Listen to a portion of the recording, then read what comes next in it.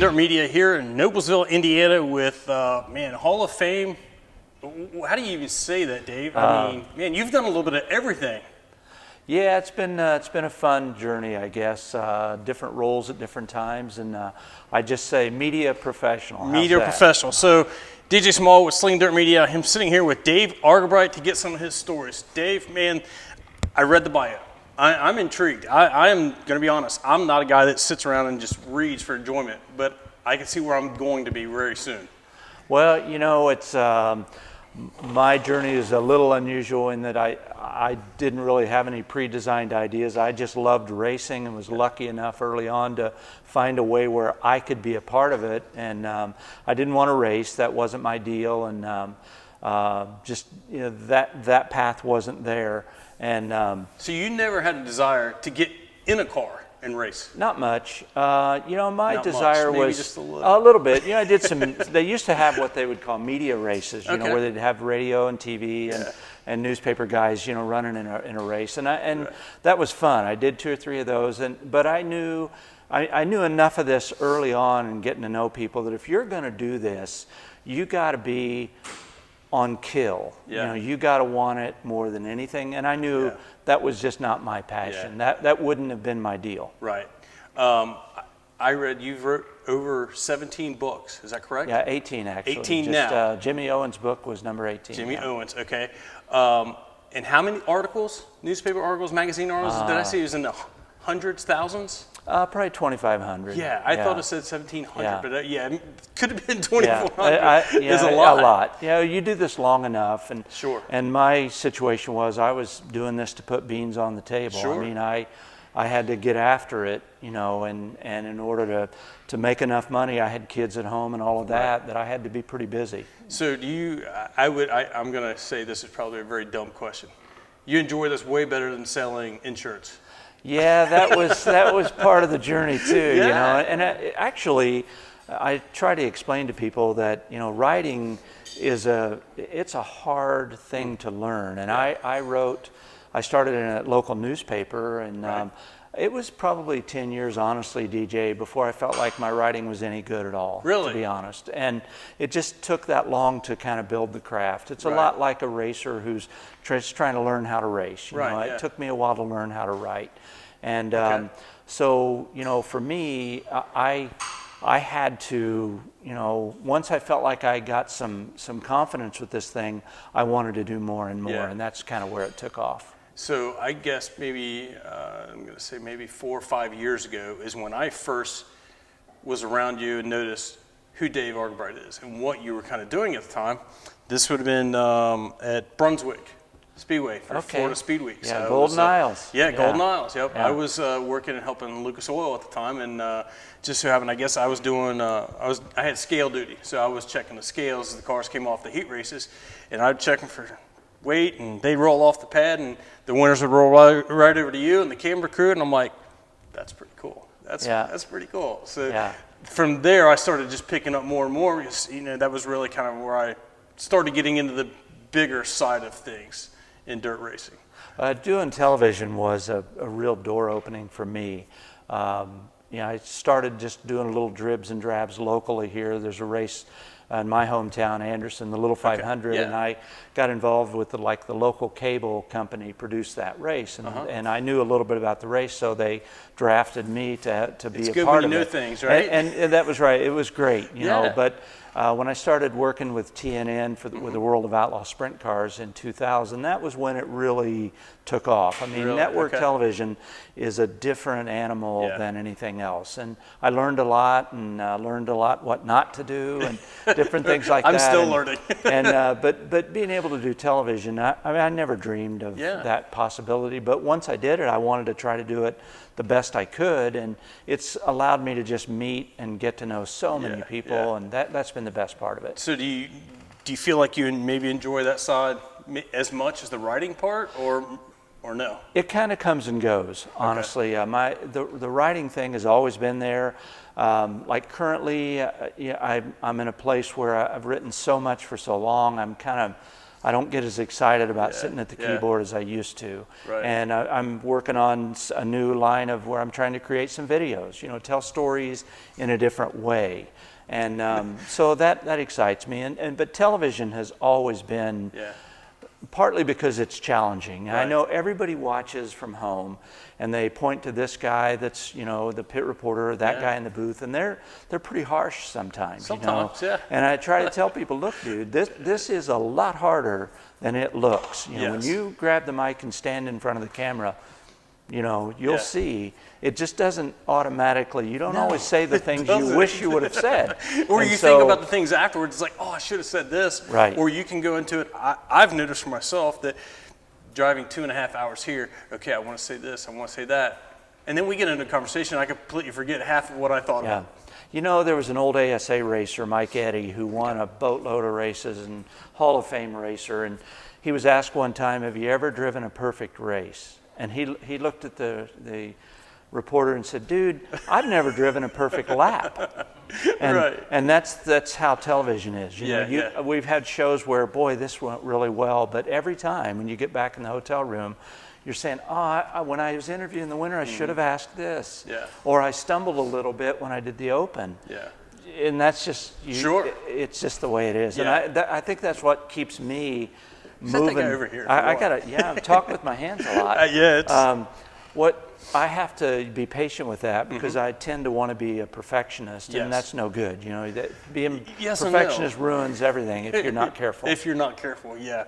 I've got a friend back home, local guy. He's an announcer at Florence and in radio, Carl Cruzy. And Carl, I did some track announcing, a little bit. Never a full-time gig. It was just a fill-in here or fill-in there or something. Or even did like a voiceover thing for a legend car series or something. And I said, man, Carl, I enjoy it. But I said, I hate my voice. He said, oh, dude. He said, everybody does. Everybody hates their own voice. I'm like, okay, then I'll just learn to accept it then. Yeah, I don't like my voice either, but nobody Right. does. Nobody So, does. It's just one of those things I think you get more comfortable with it. When I first sat down and started my first episode, I'm sure it was geeky as can be, but now that I've done 50 or so or more, I'm a little more comfortable.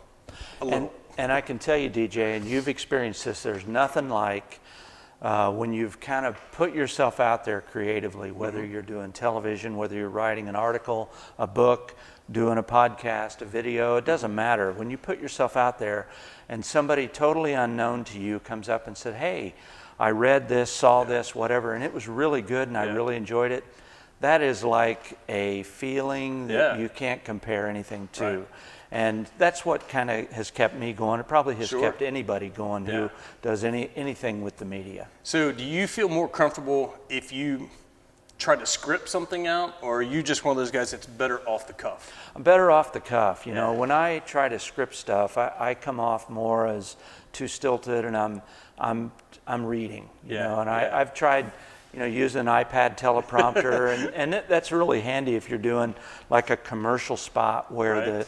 the sponsor is saying you have to say exactly these words. Yes. I don't have the brain to be able to memorize that clearly. So I need a little bit of prompting, for that. But other than that, I'm a lot better if it's spontaneous, and that's where the perfectionism, you have to just dial that back and say, look, I'm just going to tell this story and let that go. And if later on you say, ooh, I forgot to mention this, well, so be it. That's the way it is. The thing I definitely prefer, and I like the off-the-cuff stuff, is I feel that's more true, it's more real. I'm that guy who is scatterbrained. I have so much on my mind and on my plate. I can have something totally scripted, but I'm going to miss things or forget things, and then when it all comes together, none of it makes sense. But if I just go off the cuff, it's like, all right, now. And the other thing I like about that too is if I ask you a question, I'm going to get that real emotion or that surprise. Yes, I'm glad whatever it is. Like when we start talking about your '69 Camaro, the reaction you're going to give me, that's the genuine reaction, not a Tom Hanks reaction or something, But that you touched on something, DJ. A lot of people don't understand. They don't realize this, that when you're an interviewer, particularly on television, you've got to often ask a question you already know the answer. Already know it. But it's not about you. You're Right. not. The whole goal is not to tell the viewers how smart you are. Right. The goal is to help the viewers connect with whatever personalities, Sure. whatever the story is. Yeah. And so you have to be, you have to ask a question that seems obvious, but Yes. you're not. That's not it. You're just trying to get that reaction Yes. and get that person to open up and be real. Yes, You know? I've several times, and I've had other viewers and people ask me like, "Hey, we don't understand what you're talking about. We know you know what this is." So a lot of times when I'm asking a racer something about his car, I'll say, "Hey, let's go into some detail so our viewers understand what you're talking about on the clutch pedal, pushing it in, still letting it out like a normal vehicle." And people are like amazed, like, "That really works like that?" Or Yeah.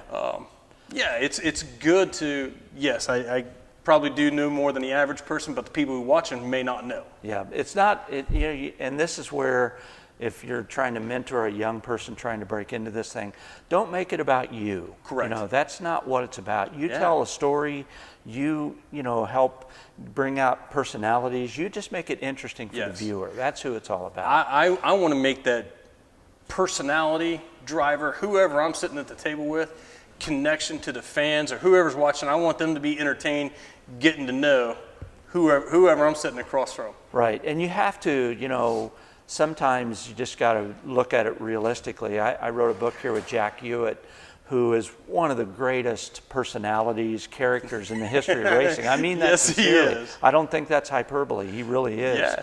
And when doing that book with Jack, people say, "Man, you did a great job with that book." Hey, listen, he talked and I listened. Right, yeah. And that's kind of what I'm going for here. I'm yeah, just you gotta listening.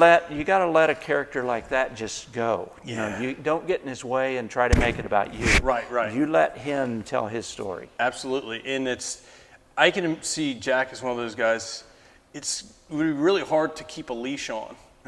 Yeah, very much. Yeah, there were lots of things that didn't make that book. Yeah, yeah. And he would tell me this fantastic story, and when we did he would review the drafts, and he'd say, "Hey, man, you didn't tell that story about so and so." Oh no. Yeah. So we ain't. I didn't that feel can't like that go was there. going to go over well. That can't go in there. Right, Oh yeah. man, trust me, Jack. That Right. can't go in there. Yeah, this book is not rated for that. And in his case too, the other part was Jody. She was his proofreader, and a quick story, when we first started the book, we got in his pickup truck and he was driving me around Troy, Ohio, his hometown. Right. This is where I went to high school, and this is where this is my favorite restaurant, and I had an apartment here, and I had a girlfriend right here, And so I write that in the draft, Right. like he's pointing it out and talking to me. Well, I send the stuff over, print it, and send it to him to read. And so he's too lazy to read it. So he wants to sit in the chair and have Jody read it to him. So she's reading it to him. And so he calls me up and he said, "Hey, this is pretty good." He said, "But man," he says, "you trying to get me killed?" He said, you can't say that, girlfriend." I said, "Oh, I thought we were going to put it all in there, Yeah, Jack. you wanted it in there." And he said, "Man, you my proofreader, you can't. We can't have that in there." Right. So that we had that part too. That's awesome. So your latest book with Jimmy, I haven't got into it yet. It's definitely one of the things that I could see enjoying. I really feel like dirt late model people are going to love that book. I mean, Yeah. I think racing people are going to love it. I've got readers from all across the genre in racing, and some guys, I'm very blessed. They just whenever I release a new book, they buy it. Well, Yeah. I've had a couple sprint car guys. Right. That did that. They bought Jimmy's book, and both of them Really like called me to say, "Look, I've never seen Jimmy Owens, and I've never watched a dirt late model race, but I'm going to now because Right. this guy is interesting." Yeah. So that that made me feel really good. Right. But I believe in that. I think racers are racers. They are. And we cross a lot of boundaries. And Jimmy is a super person, very funny, very interesting. He's had a heck of a life, ups and downs and all. And he was very honest with those ups and downs. Right, and it right. made for, I feel like, I'm biased, a very good read. Yeah. And so far, people have reinforced that. That's awesome. I hope to maybe get to make the trip to Newport, Tennessee. Just saying, Yeah, you'll love it. Yeah. And you'll love sitting with Jimmy because the word that describes Jimmy Owens is genuine. Okay. That's a word you just keep going back to. What you see is It's what Jimmy you get. Owens. And he doesn't put on any pretenses. He's a genuine guy, but he's a good guy. I mean, he's a good-hearted guy. Yeah. And I don't know how anybody would not like that dude. Yeah. He seems, from what I've been around him, he definitely, that's probably almost the perfect word that I would use to describe him. He just seems so genuine. Yep, and that was the fun of doing the book. You know, it took us a while to do it. I'd get busy on stuff, and he'd get busy, and then we'd get back to it. But it was okay. It worked out perfectly. So how long did it take to put something like that together? Well, in this case, you know, we would start and stop. But typically, you know, I have at least a year in a book, and that's, you know, I've never had the luxury of, okay, I'm going to write this book, and that's all I do for a until week it's or finished. whatever. Yeah. I mean, I've never had that luxury because I'm always off. Yeah. I've got to stop because I've got another deadline or a TV weekend or whatever, and then you get back to it. So it's hard to describe it. It is a significant investment in time and energy. That's I don't know that I've ever, other than like a full race season, I guess, but that's slightly different. Can say that I've set and dedicated that kind of time stopping and coming back to something. I mean, maybe building model cars when I was a kid, maybe, but nothing like that. Yeah, you know? That's why, you know, to be honest, there's so few people that actually write a book. Yeah, it's hard, and you have to be extremely dedicated to it, disciplined, whatever the word is. And you got to keep the faith, because you get in the middle stages, you can't really see any progress, and that's when I think a lot of people give up. But if I learned with my first one that if you stick with it, you will finish it. You will. So that's awesome. That's great advice.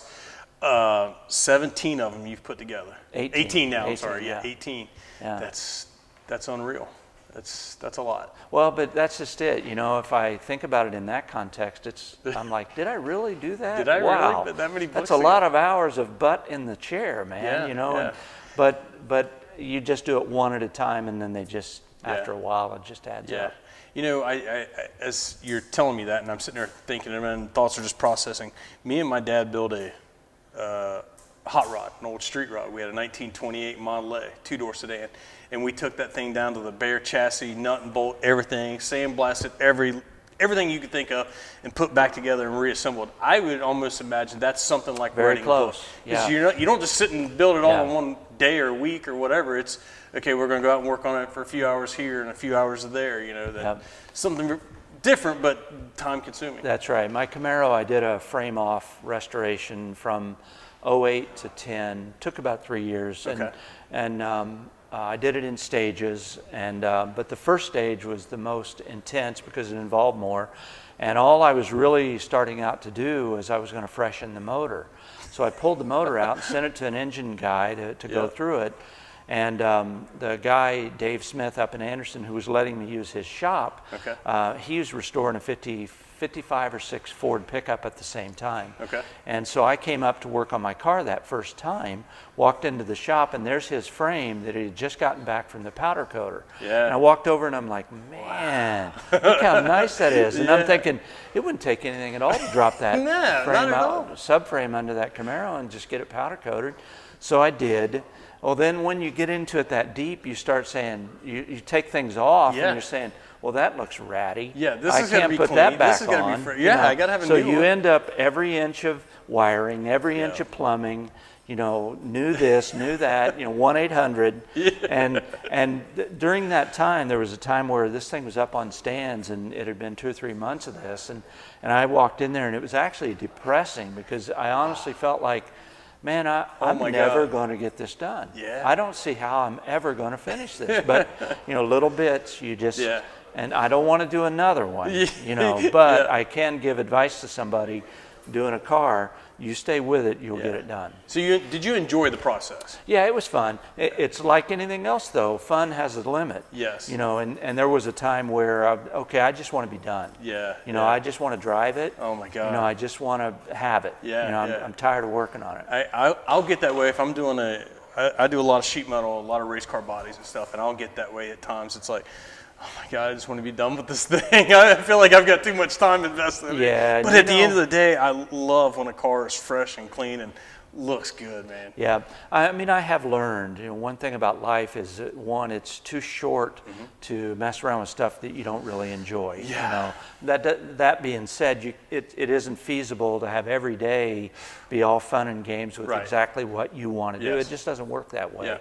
But there is a balance there, and I personally, I have to, if I was working on cars or writing books, I need a break. Yes. I've got to get away Gotta from break it it for up a somehow. while, Yeah. and then come back to Yes. it. And my Camaro is sort of a natural thing. I don't work on it a lot in the winter.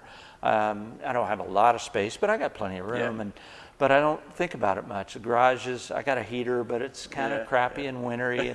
But when the weather starts to break, then I get fired up. And that break is good for me, because then I'm refreshed and I have a lot more enthusiasm. So tell me a little more about this Camaro, man. I've always geeked out, and I love those older Camaros. What color is it? Black, white stripes, Okay. SS, small block. It was a 4-speed car. When I did the restoration, I put a Tremec 5-speed with overdrive in it. I've tried to keep it as original as possible. Okay. It's not really a resto mod, but there are a few things. Changing that transmission to have an overdrive was huge. That thing had 373 gears. You're running 60, 65 mile an hour, and you feel like you're turning the guts out of your motor. And with that overdrive, it's a .64 overdrive. Right. I actually, when I did the back end of the car, I changed it to 411 gears because at 62, 64 miles an hour, I'm at 2,200 RPM all day long. It's changed the whole car. So does this changed have the way it drove. The 350 or the 396? 350. Okay. Yep. And just enough to go play it's with. warmed up just enough. It's got a different carburetor, headers, roller cam. Nothing radical. Nothing radical. And but it's just fun to drive. Sure. It's modern cars have it covered with performance. Just that's the way it is. A minivan is liable to take me off the lights at this stage. I know and that's exactly. that's the way it is today. Yep. But those old cars have style and in abundance. And when I drive it, it's amazing. I was in a grocery a couple of years ago, and a 16-year-old kid collecting carts sees that car. And he comes over and he's salivating. And he said, man, that is an awesome car. 69 Camaro. And this kid's like 16. I'm saying, you know what a 69 Camaro is? Oh, yeah, man. Everybody knows what a Camaro is, And he said, if I could drive that to school, man, I'd be like a god. But I was floored, here's this young kid. And I just thought, a kid that age is not into it like I was, But they're still out there, and that's pretty cool. They are. I have a 79 Corvette Stingray. It's nothing special. I mean, it's all original. The motor was freshened up, and a buddy of mine put a mild cam in it. Very similar, probably what you got there. Mine hasn't been painted or anything. It is literally all original. It's not a show car, but it's at its time. It was like, man, this was a beautiful piece, and it's like you said, this thing has style. The body lines and everything. I don't know, the new cars just don't have that feel anymore like they used to. And I think an older car like that kind of becomes an extension of the owner's personality. And I want my car to be nice. It is nice. But I'm not interested in a show car that you can't drive. I don't want it to be hand rubbed underbody. You know what I mean? That's not trying to what shave it's about. underneath it or That's not anything. what it's about. I want a car I can enjoy and have fun with. That's my personality. And I've had this thing for 22, 23 years, and it's just kind of part of me now. You enjoy it. And I still enjoy it. That's the key. If I don't, someday when that happens, I'll get something else. But for now, I still like that dude. I hope my Corvette stays in the family forever. It was my dad's car. It was his favorite. He had several Corvettes when he was younger. We won't get into that, but my mom's favorite color was green. She was a green freak. She loved anything emerald green, dark green. She just loved green. So this was a 79 Corvette. My dad loved Corvettes, and this is a dark forest green color. So it's like, well, it's the best of my mom and dad that are neither one here anymore. So it's like, this car's going to stay in the family as long forever. It means more than, absolutely, And my family, I've got 3 sons and a daughter, and there was a while back, a few years ago, I kind of kicked around the idea, I've had that car a long time, maybe get something else. And Dad, no way, you can't sell the Camaro. What? They were little kids when I got it, so it's pretty cool. So let's jump back to the racing. We'll kind of go back and forth a little bit. Racing side, I've known you to cover a lot of dirt late model stuff, but obviously you're from sprint car country. You know, you probably have more of a sprint car background than dirt late models. You know, I grew up, it's interesting, I just was fortunate that, you know, the places where I went had a wide range of stuff, you know, and yeah, there's a lot of sprint cars on pavement, sprint cars on dirt, a lot of stock cars, you know, on dirt and pavement. Yeah. So I grew up like that. And, you know, I liked hot rod cars, so I liked a little bit of drag racing. And I still feel that way. I'm not that guy. I definitely had people tell me that, you know, I don't know why you waste your time with those late models. Or I've had late model people say, well, I can't believe you were interested in those things. Yeah, these you are know? But I do, I like all of that, you know, and I've discovered that, you know, if I go to a sprint car race on Thursday and hang out with people, and then I go to a dirt late model race Friday and hang out with people, they're not that different. Right. They have their lingo is a little different, the way they race is slightly different, but they're still blue collar people that pour everything they got into this deal. They're passionate about a sport. So they're very similar, and they're my kind of people. I remember seeing one time, gosh, this was probably 20 years ago. Went back to the county fair or something, and just had to be like the truck and tractor pull night or something like that. And I'm looking at these tractors thinking, man, the money that these guys got these things, you imagine the kind of late model or sprint car they could have if they would get into racing? They're probably looking at us thinking the exact same thing. Man, you know what kind of tractor these guys could have for what they're spending on a race car? Yeah, and you know, I was fortunate to do some different things with IndyCar and worked on the radio network at the Indy 500 for several years, and that was fantastic. Indy is very special, and did, you know, involved in NASCAR a little bit here and there through the years, but just culturally, I'm a short track guy. That is my world. Those are my people. I feel far more comfortable doing that, and by, I guess, inertia, whatever, that's what I've stuck with. Gravitated toward that every time, you know, and I don't regret that. I know, you know, some of my media friends that, you know, have been involved in NASCAR and IndyCar, they may look at me and say, boy, you know, it's a shame that he didn't make it to the big time. Oh, I made it. I made it right where I wanted to make it, you know. I knew, I guess there's been several, I mean, you talk about late model guys, maybe sprint car guys too, that maybe could have went further in their careers, but man, they found a place they were really good at, you know. Blomqvist, I mean, that guy dabbled in a little bit, and Darrell Lanigan also. I mean, those guys probably could have really went somewhere, but man, they really found what they were good in. Right. And Steve Kinzer, Donnie Schatz, Sammy Swindell, Doug Wolfgang. Those guys were legends, are legends at what they did. And yeah, somebody might say, it's a shame. No, it's not a shame. That was their calling, that was their world, and they were phenomenal. Yeah, and they mastered it. They mastered it. That's the word. Yep. Man, let me throw a curve at you. Let's talk about Kyle Larson. God, is that guy a racer? Is that guy not one of the most talented racers ever? I mean, my opinion. I grew up a big Dale Jr. fan and everything. Dale was great in Cup, and like I said, Moyer, Blomqvist, Kenzers, those guys were great at what they did. But man, this guy, he wins in everything. Yeah. I don't think I've ever seen anybody that talented. Yep. What's kind of interesting is that he isn't a mechanical guy. Right. He gets out of the car and he doesn't say, I want a quarter turn here, I want he just says, you make it pretty good and I'll make up the difference. And I like that. It's pretty cool. Yeah. One of the things that I like most is I heard him say in an interview one time after I think it might have been Lawrenceburg. He said, I mean, the track was rough. It was bad rough. And instead of, he wasn't that guy that just trashing the track prep or anything. He said, you know, track had a little more character than we used to, but it was that way for everybody. It's like, that's a pretty nice way of saying it, you know, but it was good, you know. I mean, that's when you find a guy that's, I don't know what the exact word is, but man, that's a good guy right there. Yeah, driven, you know. He isn't there to complain about the track. Yeah. He's there to win the race. Yeah. You know, and he's just focused.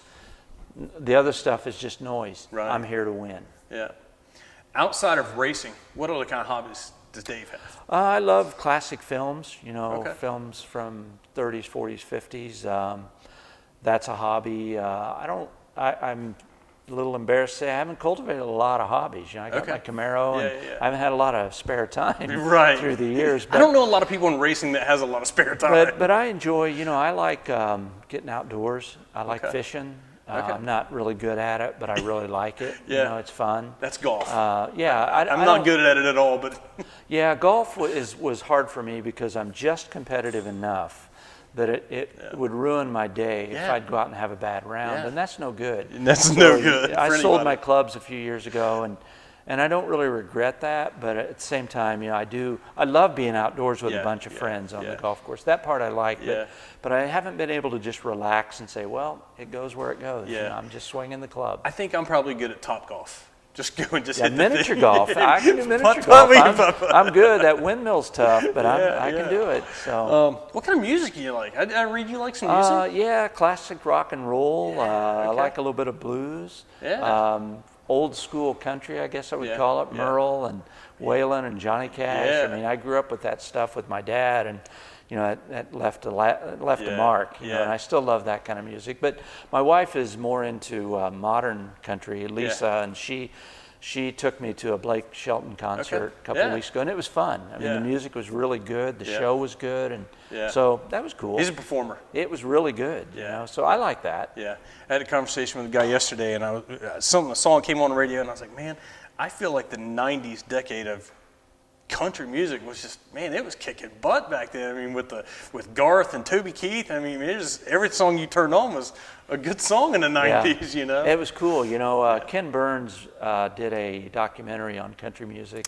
His stuff is, superb anyway. And that was fantastic. And Vince Gill made a comment in that documentary, and lots of people in country music, it's a lot like racing. Racing, what's it supposed to look like? Well, that's a matter of opinion, and everybody's got one. And Vince Gill said in this documentary about country music, he says, it's never been just one thing. Right. It's always been different forms. Well, racing is that way. It's never been just one thing. It's been lots of things, and that's good. There's a little bit for everybody. Yes, and I feel like now we kind of maybe need that more than anything. I'm seeing maybe car counts have dwindled a little bit in the last few years. I don't know that fan numbers have dwindled a little bit. I think I don't know. I feel like it's not going to hurt to have a few more of everything. Yeah, I do worry about racing being overexposed sometimes. There's just, when I grew up, you didn't have that luxury of being engaged in racing 7 days a week. It wasn't possible. Right.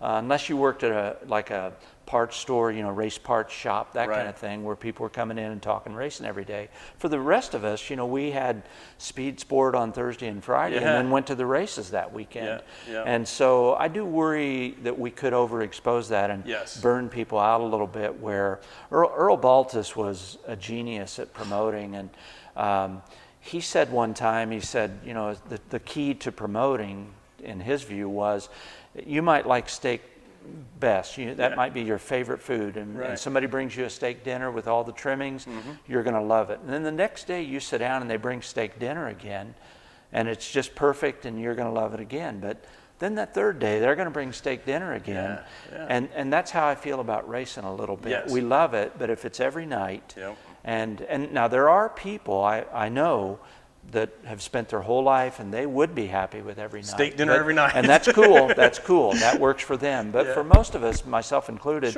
I need a little bit of variety, and I need a little bit of a break. And with all the content that's available now, you don't really get a break. You don't. I mean, in racing season, especially in the dirt side, is so long of a season. January to December. Yeah. So we're to get a half a month off? Yeah, you get Christmas. Christmas. Yeah. So we're, I guess, racing in the Dome in the middle of December. Then you have Christmas Chili break. Bowl. Chili Bowl is right back in January. Yeah. Wow. Yeah. But I mean, that'll take care of itself. Yes. If this doesn't work, then the numbers won't be there. Right. Yeah, it's definitely a little scary to look at where the sport was, where it is, and to think about where's it going to go next. I think there's a big unknown for a lot of people. It's like, well, everybody's just kind of hoping it's going to continue to keep going. That is very interesting, and I've done this long enough that 40 years ago I was writing about racing being too expensive, and Here we it are. is too expensive. It's still getting too more expensive. It's worse, more expensive than ever, but people still want to build race cars, and they still want to go fast, and they love to compete, and young people still want to get into this sport in different ways. I hope so. I don't want to complain too much, because at its foundation, racing's in a pretty good place right now. Good. It really, I feel it is. It's pretty Good. solid. I hope so. I hope it stays around for a long time. Yeah, it means a lot to a lot of people, and we need it to do well. Yep, absolutely. So your latest book, Jimmy Owens, how do people get a hold of that thing? My website, daveargabright.com. You can get it there. Jimmy also has it at his souvenir trailer Okay. all year. But you don't want to buy it from Jimmy. And Don't have buy it from Jimmy. No, I'm just playing with you. It's great. Jimmy's been great to work with, and that works out super well. Yeah. I mean, if you can get to the races, and he is a super fan person. Yeah, He'll yeah. love signing it and Yeah, talking that'd be with you gr- that'd about be it. great. And but if you're not able to get to the races, order it online, and I'll sign it, and then you can catch up with Jimmy and get him to sign it too. There you go. And the rest of the books, you can get them there also? Yeah, everything. On the website? Everything's in print now. I did a book with Earl Baltus, and Okay. we've been sold out of that for about a year, and trying to arrange a reprint on that. And Okay. reprints are a little challenging because they're very expensive to do, much more than the original book. Right. And I know that doesn't make sense, but that's Yeah. just how it is. And I don't like to be sold out, because Yeah. these stories, I feel, it's not a commercial thing, but these are important stories, and I always want people to be able to find them and read them. Now, I've never done it, but I know some people get like the books on their iPad, stuff like that. Can you get those? You know, we're going to do that at some point. We're going to start with Jimmy's book. Yeah. I hope to have that done this summer. Yeah. He and I both are kind of intrigued by that idea. You know, you can tell a young I guy. wonder if that'd "Look, be man, cheaper. You Yeah. can read that right here. You know, Exactly. and I don't know. I have to say, you know, I don't get that request a lot. Yeah. I get much more requests for audio books. Yeah. Because you know what? There's a ton of racing people that spend a lot of windshield time. A lot of and time. they love listening to podcasts and stuff Yeah, like that. yeah. So, but I did learn, you know, it's a arduous task to narrate one of these and record the whole thing and Yeah. put it in a format where people can listen to it. That's Yep. a long process to Yeah, do. yeah. And I got 18 of them. So, that would be a big ask. Yeah, that would be. But definitely, I mean, it's something that might be beneficial. Yeah, someday. It you might know. be. It might even be cheaper than having a reprint too. Yeah, that's right. No, it probably would be. It's just time consuming. Yeah. My time's pretty cheap. So, you know, I have thought about like taking a book like, you know, Larry Moore's book here and do a podcast series, one chapter at a time, Yeah. where you could listen to it that Yeah. way. Because the mechanism to be distributed is really easy today, Yeah, you know, and yeah. it's not expensive. Larry So- Moore, he's one of those guys that I have been asked about. It's like, hey man, if you can get a hold of Larry Moore and do an episode with him, man, don't think I wouldn't love to if I ever had an opportunity. You know, Larry is a unique, cool dude Yeah. who has lived his whole life on the rev chip. Yeah. I mean, everything he does is fast, wide open. Full throttle. Whether you're riding in the car with him down the highway at 90 mile an hour. That's my kind of guy right there. He's just, when he talks, he's bup, bup, bup, bup, bup, bup, Yeah. you know, that is way cool. You know, he's a true Yeah. character, and Just a character. one of my favorite people in the whole world. That's awesome. Good deal. Man, Dave, this has been a great opportunity, man. I appreciate it. This has been very entertaining for me. I know I'm going to sit down and watch this again and laugh and probably crack up the whole time that I'm watching. I hope everybody else does too. Can you think of anything else, man, that just stands out that maybe we didn't touch on or we didn't mention that you feel like we should talk about? Well, I've been really, really grateful to people in racing. You know, they buy my books. They just are encouraging and supporting. And, you know, as we talked about a minute ago, when you put yourself out there, especially in this day and age, pretty tough. You know, people Yeah. are pretty brutal with their Yeah. comments, you know, kind of mean, Little. actually. Little. Yeah. And, you know, that's pretty tough. But on the flip side, people are also really kind and really Yeah. supportive and really nice, and people have been really nice to me. Good. And I'm grateful for that. You Yeah. know, and appreciative. Yeah.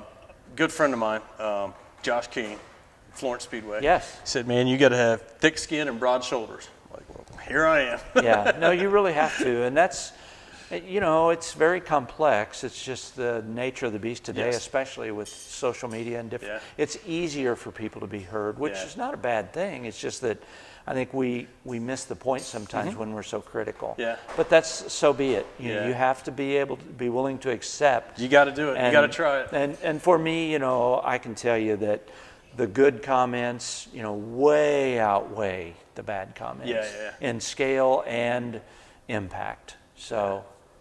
That's awesome. Well, Dave, man, you had what, over 40 years in this business? Yeah, hard to believe. Hard to believe. Yeah, sure goes by fast. Is there any decade in that time that really you prefer, or you think, man, this is when it was great. This is when it was at its prime. Is there? You know, in different ways, yeah. There's different periods in different geographic regions that were stronger and very vibrant. But honestly, every decade has its pluses and minuses. Sure. And you know, you got to be careful. I could look back at the 80s and say, boy, those days were great. Yeah. But, you know, there were a lot of things that weren't great, Right. you know, about Right. it, you know. And it's pretty, today, right now. Today's it's pretty great. Pretty dang good, you know. Good deal. Yeah. All right. Well, Dave, I think we're going Appreciate to it, wrap DJ. things up. Absolutely, man. Appreciate you taking the time, having me up, inviting, you know, getting us a shop to work and do this in. We thank these guys as well. We're going to do an episode with them too, get some of their stuff and get That's some pictures. great. So. Appreciate what you're doing, you know, helping guys get the word out. That's Thank you. great. Thank you. So, checker flag on this session of Slingin Dirt Media. I'm DJ Small with Dave Argabright. Make sure you go to his website, check out all the books, and get whichever one fits you best. Hell, get them all. Works for me. We got plenty of books. And the ones he's out of, we'll print more. We'll get more. We'll get more. So thanks for watching. Hope you like. Don't forget to subscribe, share, tell all your friends about it, and we'll see you at the track next week. Thanks.